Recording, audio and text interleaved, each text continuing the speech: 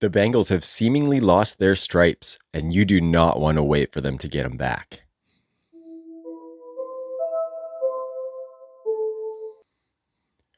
Who dey?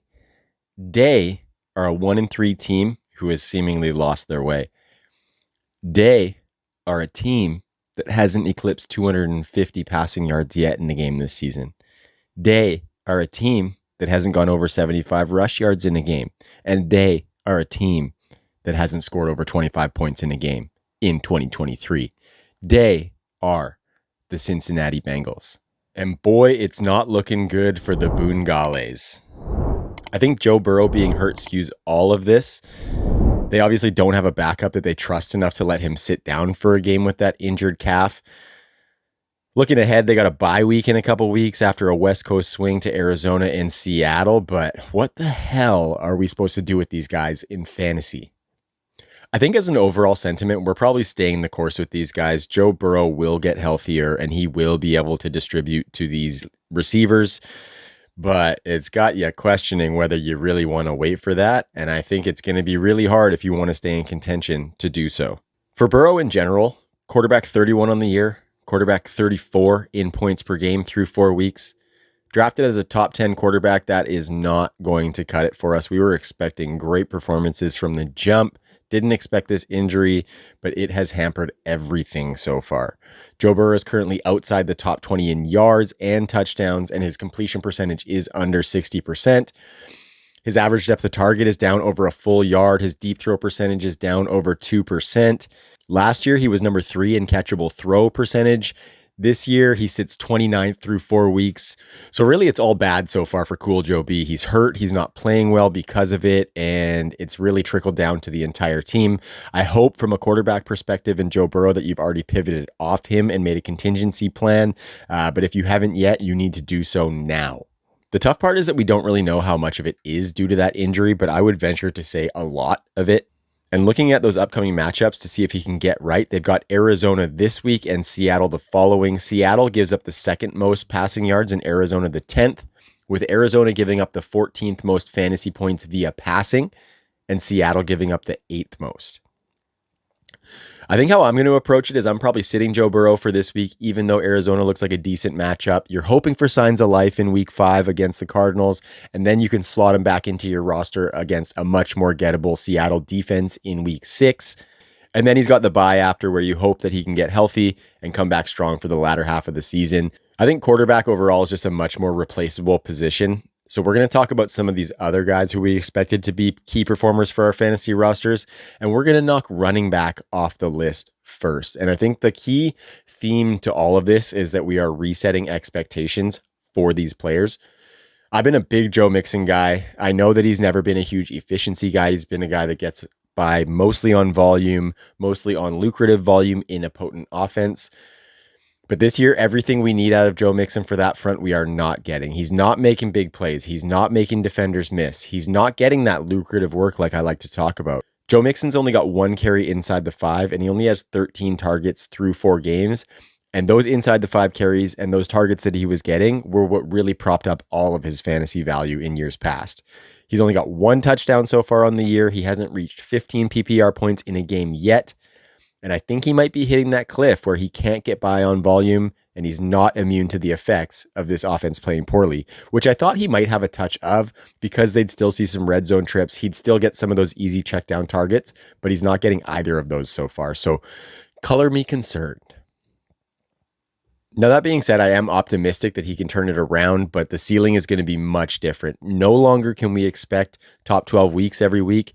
Now what we have to expect is a solid back end running back 2, with anything over and above that just being the cherry on top with Joe Mixon. Like I said, the Cardinals this week are a solid matchup. 3rd most rushing fantasy points given up and the 2nd most to receivers out of the backfield. So that would seem to be conducive to a Joe Mixon game. And I'm going to ride that this week and see if he can put it up to see if I still want him to be a part of my fantasy team. But if he does have a big week, throw feelers out where you can to see if anybody would acquire him. Maybe get one of these younger running backs who's producing better than he is. Sell that name value of Joe Mixon with somebody thinking they're going to get an elite running back, because you're not going to get an elite running back going forward. And all those bumps and bruises that I'm talking about extend to the wide receivers too.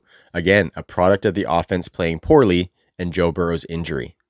And let's start at the top of the totem pole with Ja'Marr Chase, drafted in the top 5 of fantasy drafts, and he has not paid off on that so far. He's wide receiver 21 on the season, wide receiver 25 in points per game, but I think that's propped up a little bit with the PPR scoring format, because even in half PPR, he drops to wide receiver 28 and wide receiver 32 on a points per game basis, which is not good enough for an all-world talent like Ja'Marr Chase.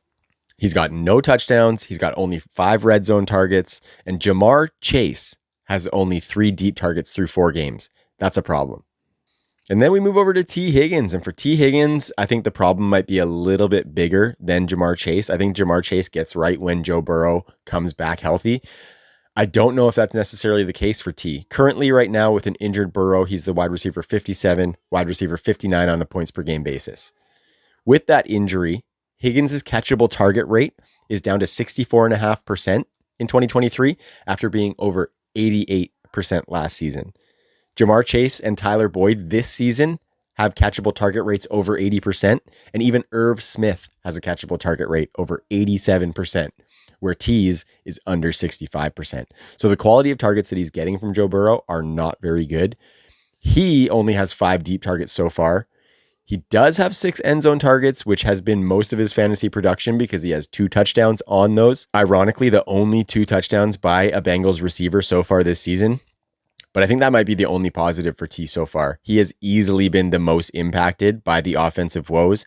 And not only that, I think we're seeing Chase and Higgins severely eat into each other's lucrative work, more so than we thought coming into the season. If you remember coming into the season, T. Higgins was one of those guys that we thought might be able to be a top 12 receiver alongside that top 3 guy that he has in Ja'Marr Chase. But I looked into it a little bit, and I don't think that's necessarily the case. And I'm not sure it ever was the case for this Bengals offense. T. Higgins was always going to get the targets. They were always going to be there. He had 102 last year. He's got over 30 this year already. He's up there as far as target volume goes. It's just not the targets that'll allow him to be a fringe top 12 wide receiver like we expected. Let's track it back to 2022. Ja'Marr Chase, he was top 5 in end zone targets. That's great. He had 16 last year, but T. Higgins only had 7.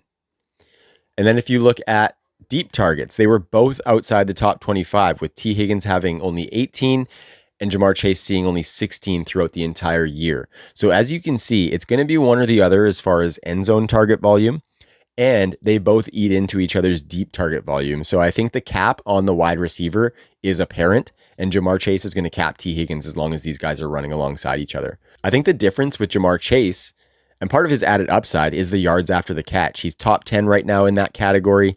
T. Higgins sits 63rd among wide receivers and tight ends, with 18 tight ends having more yards after the catch than does T. Higgins. I know that's not necessarily been a big part of his game, getting yards after the catch, but damn, it's not been good. Usually he'll get more than that on some of those wide open targets where he runs it into the end zone. Not seeing that. And now he has that rib fracture that could be another factor in his continued lack of production. Looks like he's going to play in week 5, or he's going to give it a whirl and see how he manages that pain.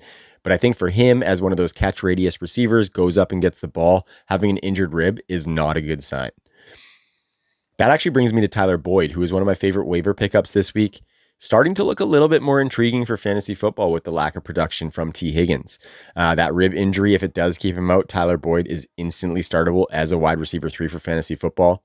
His route participation has been decently higher than T. Higgins's, believe it or not, and 90% of those routes do come from the slot for Tyler Boyd. So his role is locked in this offense, with Ja'Marr Chase and T. Higgins eating into each other. Now, obviously, his plate hasn't been super full with that defined role that he does have, but we know he's going to be on the field. We know that he's going to be in the slot. They run a ton of 11 personnel. And so if any more opportunity comes, I think you're paying kind of appetizer prices for Tyler Boyd, but I think he could end up being a main course towards the end of the season if a couple of dominoes fall correctly for him. So I really think Tyler Boyd should be picked up off of waivers if he's not already. But man, these guys just aren't the elite options that we thought they were going to be when we come into the season. And I think we need to reset expectations now to give ourselves more runway to insulate these rosters. If that means going all in to try and get that alpha wide receiver, then put those chips on the table. If you need to find a top 12 running back that Joe Mixon isn't, do it. Like I said, Joe Mixon has a good week this week against Arizona. He is a part of the package for you to upgrade that running back spot. Whatever you do, just shift those expectations for the Bengals offense now. The longer you wait it out while they're not producing, the less it's going to matter for your fantasy team down the stretch when you're out of playoff contention and Jamar Chase is just then putting up 30-point weeks for you.